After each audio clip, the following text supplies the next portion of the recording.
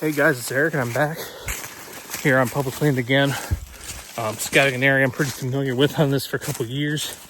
I want to see what's left in the area. Why I say that is because my friend Mark shot a 9-point back here during the rut. Now granted, I don't think that buck lived here. That was more of a rut roamer. We hadn't had any pictures of him or anything. But my 2 target bucks from this area got killed on private about a mile away. The first one is a buck I believe is probably around 6 years old. I named him Mr. Mass because he is insane mass. Scored 137 inches, an 8-point. Just a big deer. And then another buck that was probably like on the 4 side, I would say. Just a nice wide 9-point with some decent time length as well. Those are my 2 target bucks in here, and they're gone now. So, got to hope that covering this area will move some more shooters in here. And some of the bucks that were not on the hit list this year will make it for this fall. So, let's see what we got. We're going to put 3 cameras out and look for some sheds while we're in here. So, stay with me. Okay, so we've officially entered the area. We're about less than 100 yards from the first camera location. Out that way is a clear cut, and what happens in here is deer will bed on a south-facing slope. It's pretty thick over there, and they'll come out of here. Sometimes if there's acorns dropping into your feet of acorns, then move on to browsing that cut, or if there's a year where there's not many acorns, they'll just go straight to the cut. So, but we're going to the first spot. I'll show you. It's a really nice staging area out of bedding. Good natural deer movement. So you get there, and I'll show you what we're talking about. Okay, guys, we've made it to the opening here.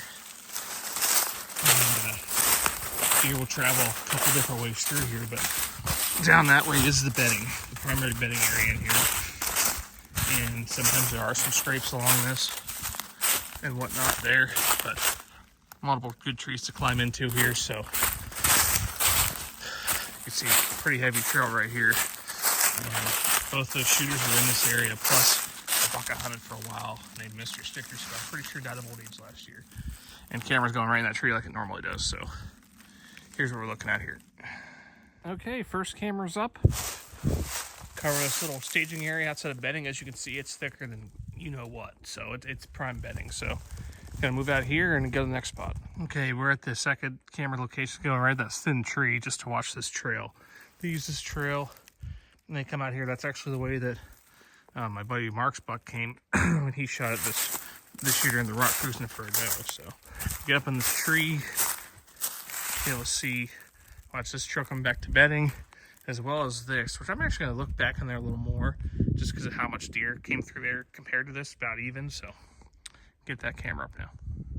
Okay, this camera is up, covering this trail this way, anything comes out this way, and anything from here. So gonna scout a little bit beyond this direction that the buck Mark shot came from, and then we're gonna move on to the last camera. Okay, so we're at about 40 yards off the trail, and as you can see, there's a trail this way, a trail this way. The trail that way kind of scrunched up, but this one goes a little way. So I'm gonna follow this before I put that last camera out and see if we can put any other pieces to the puzzle together for this spot. So definitely this spot here is more of a great rut area, whereas the other spot you can have some early season move. There is some here, but not as consistent. So, okay, well, kind of like that first trail I mentioned, this one kind of just bugs up too and kind of closes up. So I'm guessing that deer that Mark shot was checking some bedding in here, probably not checking for does or something,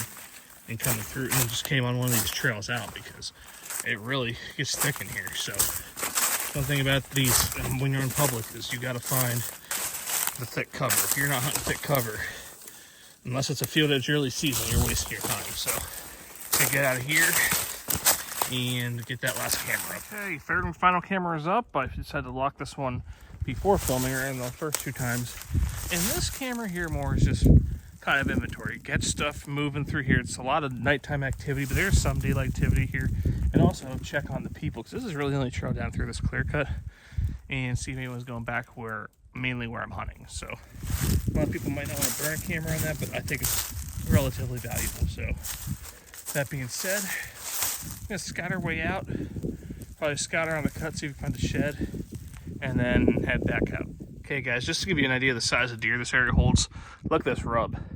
This rub is almost chest high on me, about 3.5 to 4 foot tall right there from a little lower elevation to begin with. So that's, if that's not one of those bucks that just got killed, there's a giant in here. So that's cool to know.